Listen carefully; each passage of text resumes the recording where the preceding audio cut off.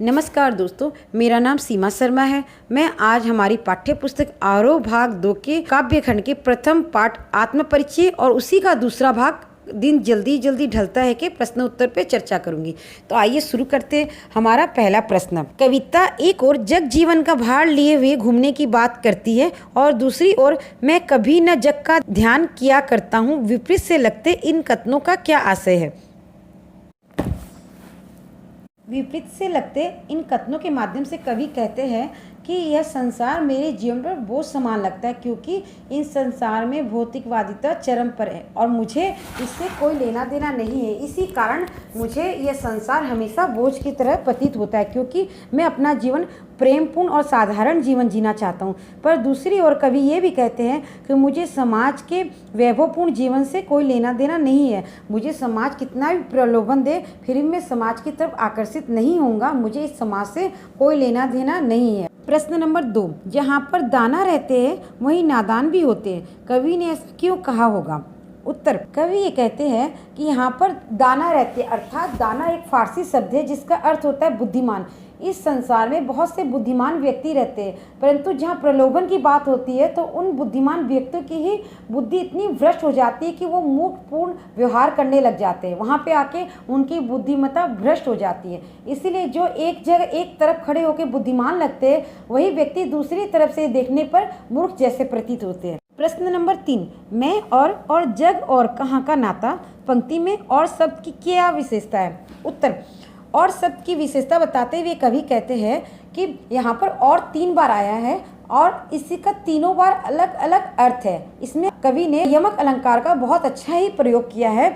इसके माध्यम से कवि अपना और संसार का नाता बताते हुए कहते हैं कि मेरे और संसार में न कोई नाता है और न हो सकता है, क्योंकि मुझे संसार से कोई लेना देना नहीं है।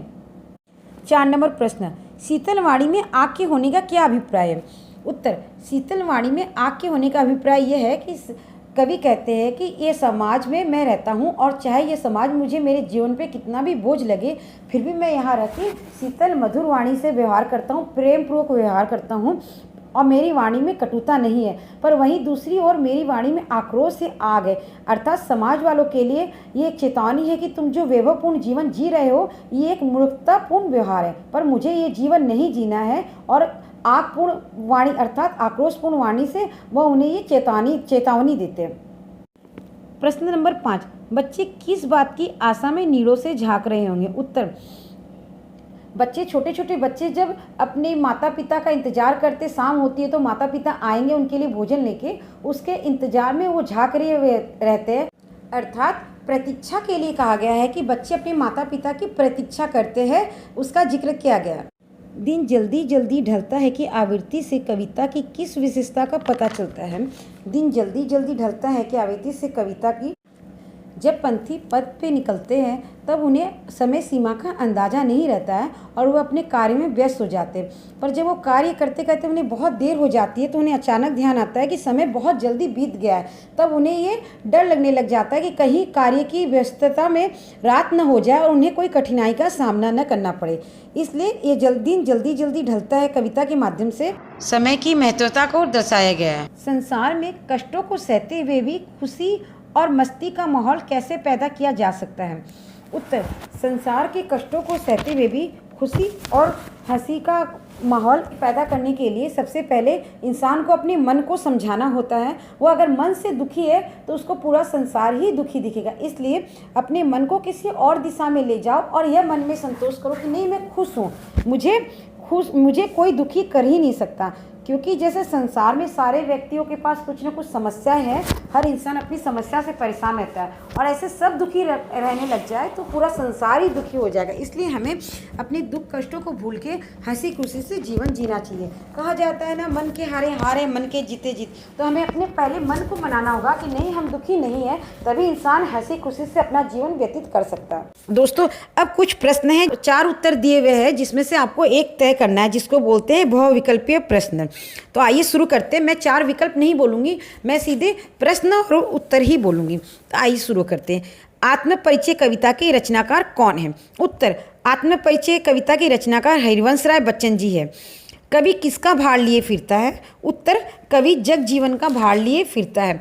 प्रश्न, कवि जीवन में क्या लिए फिरता है? उत्तर, कवि जीवन में प्यार लिए फिरता है।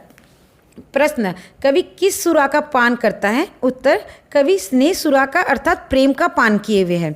प्रश्न, कवि कैसा संसार लिए फिरता है? उत्तर, कवि सपनील संसार लिए फिरता है अर्थात अपने हृदय में सपने पैदा किए हुए फिरता है।